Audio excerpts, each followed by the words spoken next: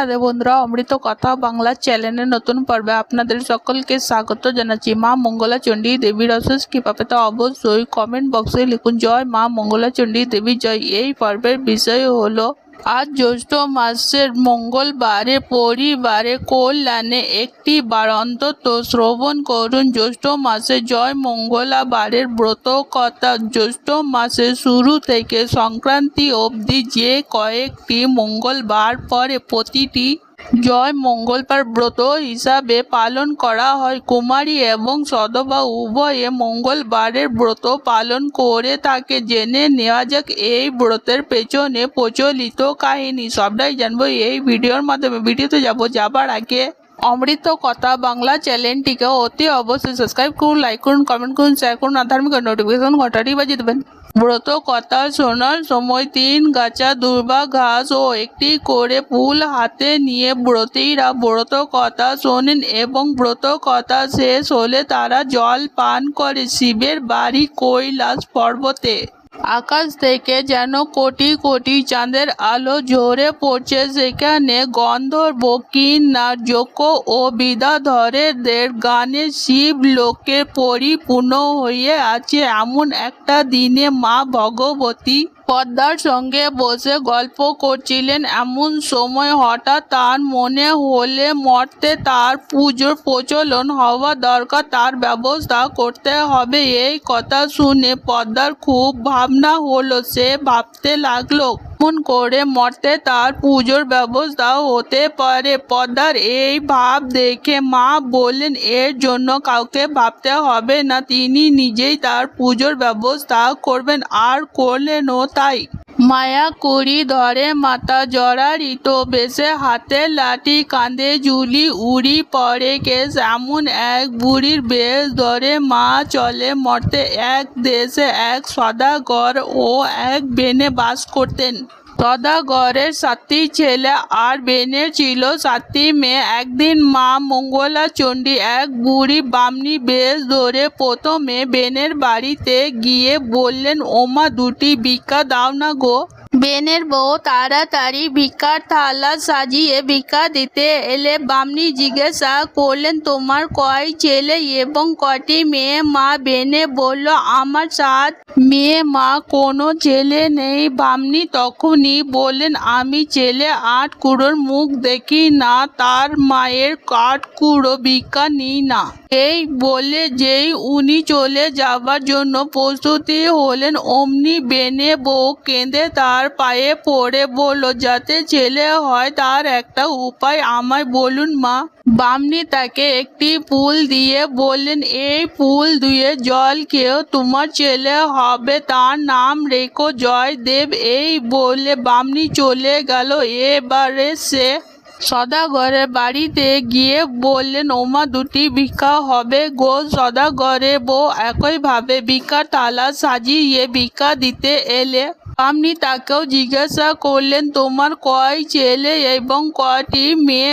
সদাগরের বউ বললেন, আমার 7 ছেলে, কোনো মেয়ে নেই। বামনি তখন বললেন, আমি মেয়ে 8 কুড়োর মুখ দেখি না, আর ছেলে 8 কুড়োর ভিক্ষা নিই না।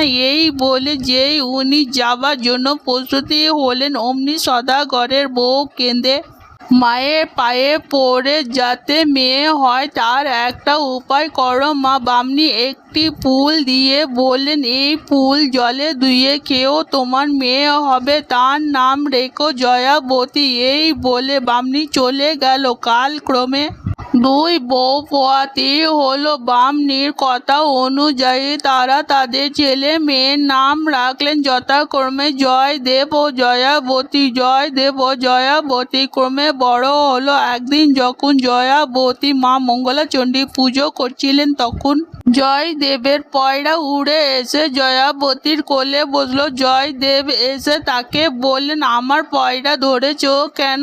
আমাকে ফেরত দাও। জয়াবতী তাকে বললেন, আমি কেন ধরতে যাব? ও তো নিজে থেকে এসে আমার কোলে বসেছে, আর আমি ওকে দেব না। জয়দেব রেগে গিয়ে তার পুজো উপকরণের দিকে তাকিয়ে বললেন, যদি না দাও তাহলে এই সব কিছু কিন্তু আমি ফেলে দেব।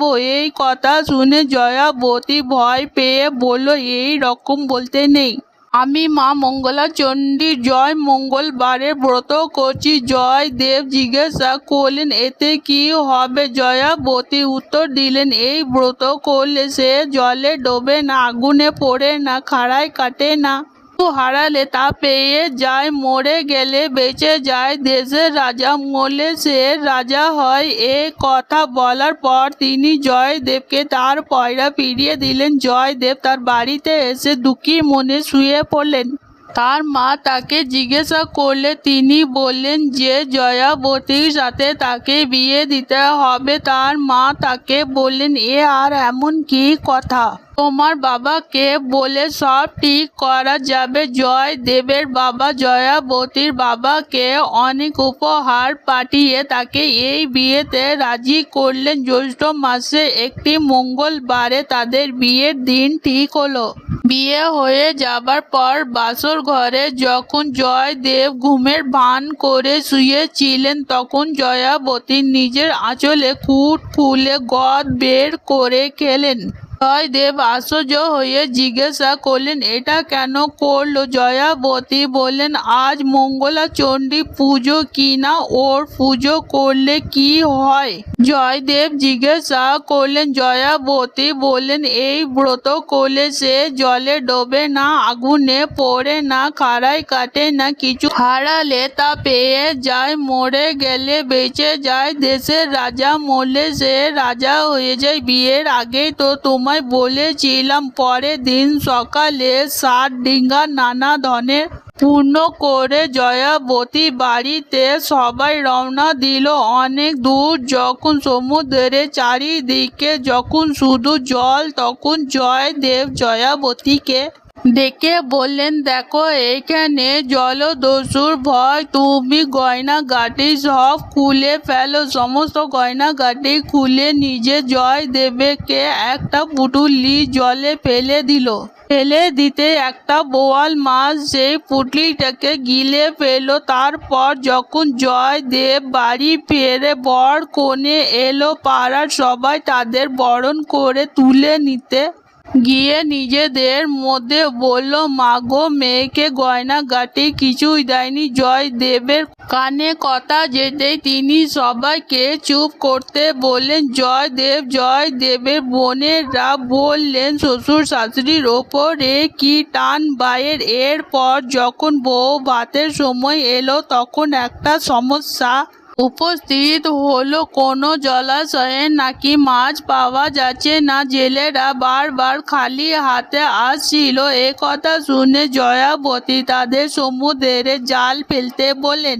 জেলেরা সেই কথা মতো সমুদ্রে জাল ফেলে ওই বোয়াল মাছটাকে ধরলো, কিন্তু মাছটা ধরা পড়লো, কেউ সেটাকে কাটতে পারলো না। শেষে জয়াবতী বললেন, আমি মাছটাকে কাটবো। শুনে সকলে হেসে উঠলেন, কিন্তু জয়াবতী মা মঙ্গলা চণ্ডীকে স্মরণ করে মাছ কাটতে গেলেন। যেই না বটিতে গায়ে মাছটিকে ঠেকালো, অমনি মাছটি কেটে টুকরো টুকরো হয়ে গেল, আর সেই গয়না পুঁটুলি তার কোলে এসে পড়ল। তারপর যখন জয়াবতী সেই গয়নাগাটি পরে বেরিয়ে এলো, সবাই দেখে অবাক হয়ে গেল। জয়দেব সেই গয়না ফিরে পেতে মনে মনে ভাবলেন যে সত্যি তোমার হারানো জিনিস ফিরে এলো।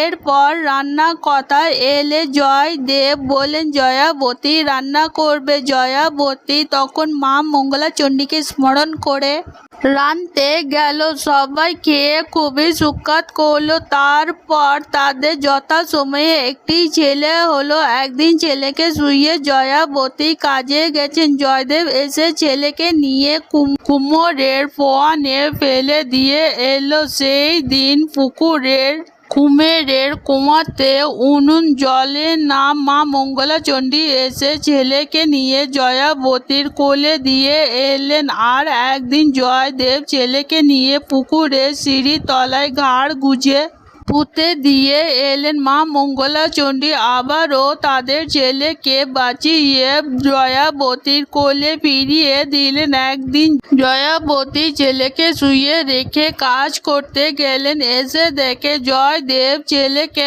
একখানা কাটারি দিয়ে কাটতে যাচ্ছে। জয়াবতী দেখে ছুটে এসে চেঁচিয়ে উঠে বললেন, তোমার এখনো বিশ্বাস হলো না? জয়দেব তখন হাত থেকে কাটারি ফেলে বললেন, হ্যাঁ, এইবার আমার বিশ্বাস হয়েছে। তারপর জয়াবতী আরো কয়েকটি ছেলে মেয়ে হলো। জয়দেব এবং জয়াবতী সুখে ঘর কনে করতে লাগলেন। তারা তাদের সমস্ত ছেলে মেয়েদের এই ব্রতের কথা বলে প্রচার করতে বললেন। ধীরে ধীরে এইভাবে জ্যৈষ্ঠ মাসে জয় মঙ্গলা বারের ব্রত সবার মধ্যে প্রচার পেল। জয় মঙ্গলা চণ্ডী ব্রতের ফল, যে স্ত্রী লোক জয় মঙ্গলা বারের ব্রত পালন করে সে কখনো জলে ডোবে না, আগুনে পড়ে না, কোনো অস্ত্রের আঘাতে তার মরণ হয় না, সে তার হারানো জিনিস ফিরে পেয়ে থাকে। জয় মা মঙ্গলা চণ্ডী। ওম সর্বমঙ্গলে মঙ্গলে শিবে সর্বাধি সাধিকে শরণ্যে ত্র্যম্বকে গৌরী নারায়ণী নমস্তুতে। তোমার কৃপায় মঙ্গলময় হয়ে উঠুক জগৎ সংসার। সম্পূর্ণ ব্রত কথাটি শোনার জন্য আপনাদের অনেক অনেক ধন্যবাদ। রাধে রাধে।